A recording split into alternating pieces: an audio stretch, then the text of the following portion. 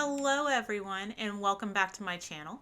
In my last video, I promised I would show you how I made my fruit curds. In that video, I made curd-filled cookies, but you can use them for all kinds of things like cake fillings, trifles, all kinds of stuff. I like to use them because they really give you a nice punch of flavor. And if you get it right, it has a really smooth, silky texture. Most people are most familiar with lemon curd, but you can make curd out of just about any flavor you want as long as you can turn it into juice or a puree. You can see here I just used some frozen fruit for these. Here I have strawberries, blackberries, and then mango and pineapple, which I combined into one flavor.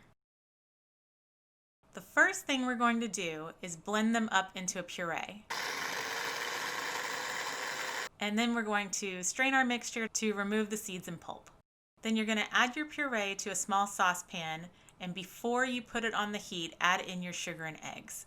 You might want to adjust the amount of sugar based on the kinds of fruit that you're using. For example, lemons are tart, but mango and pineapple are already sweet, so I backed down the sugar a little bit. I recommend whisking it all together before you move it over to the burner, and then you're going to turn your heat to a low temperature and keep whisking continually so you don't end up with scrambled eggs. Nobody wants that. What you want is for the eggs to heat slowly and for your mixture to get incrementally thicker. Let me emphasize, this is not something you want to walk away from to do something else. This part took just about 5 minutes or so to get to the consistency I was looking for. Pay attention so that your eggs don't overcook and ruin the texture of your finished product. Once you reach the desired consistency, slide it off the heat and then whisk in your butter until it's well incorporated. Your mixture is going to look like it's getting thinner as the butter melts, but it's going to thicken back up as it cools. The reason you want to remove it from the heat is you don't want your butter to get too hot. Otherwise, it's going to overcook your eggs and split your mixture. There is plenty enough heat in the pan already for the butter to melt, and it needs to stay below a certain temperature to get you to that smooth consistency you're looking for.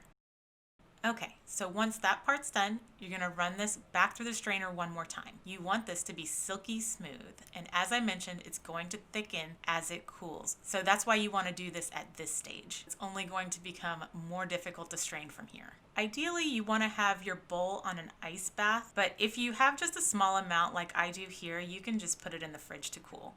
Because I lowered the amount of sugar I used, I was worried that my curd wasn't going to set as firm as I wanted, so I actually added a little powdered pectin after the fact. You can see I sifted it in right here, but this isn't exactly ideal. If you know you're going to add pectin, you really should be adding it at the beginning before you put the mixture on the heat or while it's still there. The way I did it still worked though.